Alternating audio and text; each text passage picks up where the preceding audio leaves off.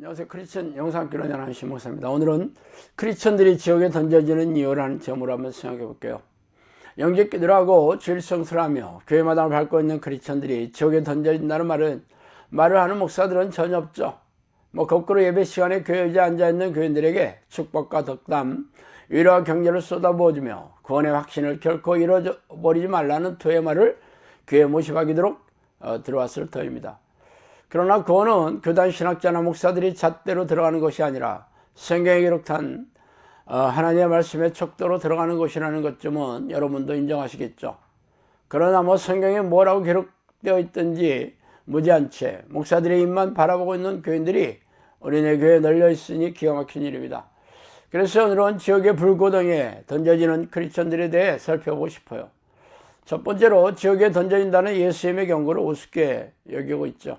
나더러 주여 주여 하는 자마다 천국에 들어갈 것이 아니요 다만 하늘에 계신 내 아버지의 뜻대로 행하는 자라야 들어가리라. 그날에 많은 사람이 나더러 이르되 주여 주여 우리가 주의 이름으로 선지한 노릇하며 주의 이름으로 귀신을 쫓아내며 주의 이름으로 많은 권능을 행하지 아니하였나이까 하리니 그때 내가 그들에게 밝히 말하되 내가 너희를 도무지 알지 못하니 불법을 행하는 자들아 내게서 떠나가리라 하리라. 마태복음 7장 21절 23절 말씀이죠. 하나님의 뜻에 순종하지 않은 교인들은 죄다 불법을 행하는 불의한 자들 여겨 예수님으로부터 버림을 받는다는 이 예수님의 말씀을 듣고 두려워하는 교인들이 현대교회에 보기 힘듭니다.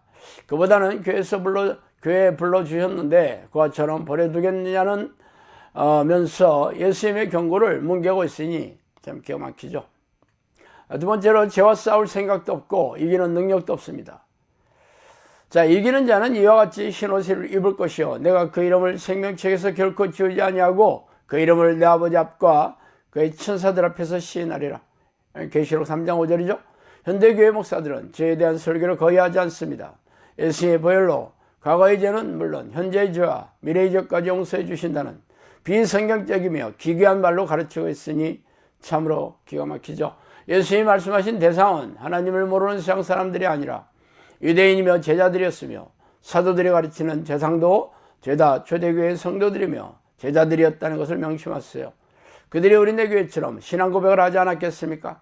그러나 성경 곳곳에서 하나님의 뜻과 예수의 명령에 순종하지 않으며 하나님이 싫어하시는 죄와 싸워 이기지 않는 교인들은 죄다 지옥에 갈 것을 선언하였죠. 그런데 현대교회에서는 이런 말씀을 교단 신학자들이 자의적으로 해석하여 아전인 수식으로 확립한 교단 교리를 목사들이 앵무새처럼 가르치고 있으니 기가 막힌 일입니다. 자, 세 번째로 기도하지 않아도 천국에 간다고 믿고 있다는 것이에요. 항상 기뻐하라, 쉬지 말고 기도하라, 범사에 감사하라. 이것이 그리스도 예수 안에서 너희를 향하신 하나님의 뜻이니라. 데살로니가전서 5장 16, 17절이죠. 이러므로 너희는 장차 올 이 모든 일을 능히 피하고 인자 앞에 서도 항상 기뻐하며 껴있으라 하시니라. 누가복음 21장 36절입니다.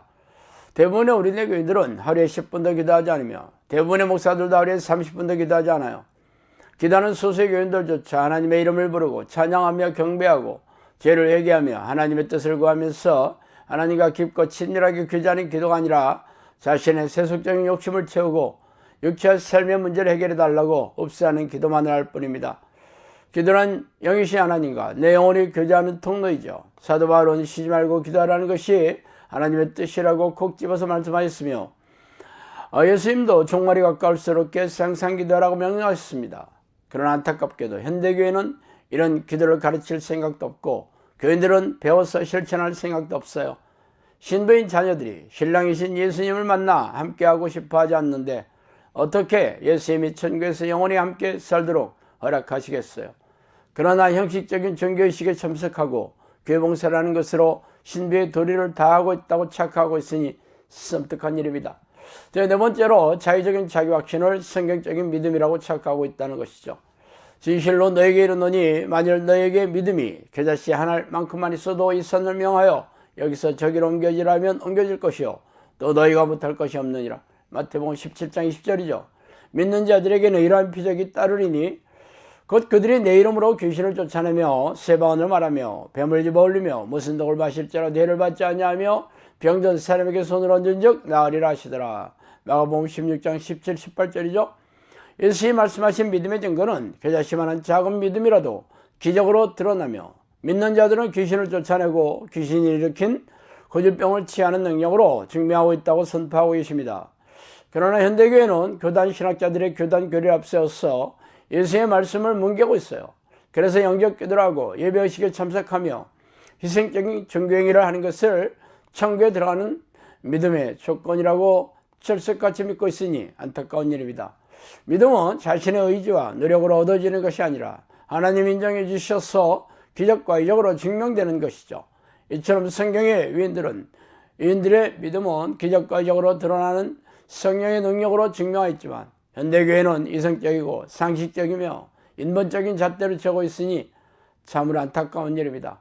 이는 성경에 기록된 하나님의 말씀보다 교단 신학자들과 목사들의 말을 더 신뢰하고 믿고 있기 때문이죠. 그러나 심판대 앞에 서면 어떤 잣대로 결정되는지 아는 게 어렵지 않습니다. 하나님의 뜻과 예수의 명령을 무시하고 경멸한 교인들이 지옥의 불구덩이에 던져지는 것이 불보듯 화난 일이기 때문이죠. 자, 오늘은 여기까지 하겠습니다. 감사합니다.